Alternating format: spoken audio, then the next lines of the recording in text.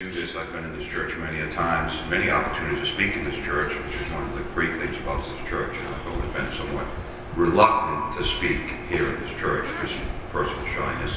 Do you believe that? No. However, being that it is such a special occasion, I couldn't help but take the opportunity to speak with you about my dad. You think you're going to prepare, you're going to have a script. During this past week, I kind of thought of many things that I'd like to say. And you realize that to try to script something about someone's life, you're always going to fall short. There were a couple of really good things about my dad that made me extremely proud. One was that as his health was declining, he began to recognize that he's not going to be with you when you start to take stock in perhaps what his life meant and what he had done. And I'm thinking, I have this big milestone moment. I say, Dad, you've been singing in church for over 50 years. He reflects for a second and he corrects me. He says, I've been singing in church for over 60 years. So there goes shatters my milestone moment. But as I began to reflect on singing in church for 60 years, a couple of things came to mind. First of all, as the pastor noted, my dad never drove. And I can tell you from memory, having lived most of those 60 years, that he walked to church. He did not drive. And that was a testament to who and what he was.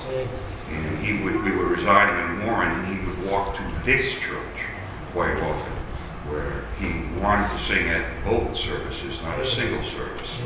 And my mom, for whatever reason, you have to make yourself beautiful. It takes a little more time. So I can't begin to tell you how proud I am that my dad was so compelled to sing in church for so many years. The other thing I want to say about my dad is that it sounds great. I've sang in church for 60 years. That's fantastic. I can't be more proud. But I think just as proud is the fact that my dad, like many of us, had his demons, the things that caused him to, be angry. First of all, you have to understand that he was from his paternal side was from Naples, and his maternal side was from Sicily. So anyone who knows anything about Sicilians, they tend to be very, they can get very angry very fast, and they're very demonstrative. Needless to say, my dad had a temper. But what I respect about him is the fact that maybe some of us here go to church because we like to go to church, or we think it's a nice thing to do. I'm convinced that my dad went to church because he had to go to church.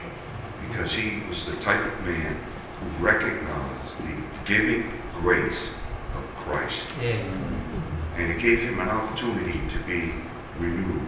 And it gave him another week where he could do his best to make amends for the things that maybe he had done wrong. And to me, that's a much more significant legacy. And it just tells me that we will not be perfect. And we will have our demons, but we have great comfort to know that the redeeming, saving blood of Christ gives us an opportunity to make amends and to embrace the ones we love and we may have hurt. And I can tell you my dad did that day in and day out consistently. Thank you.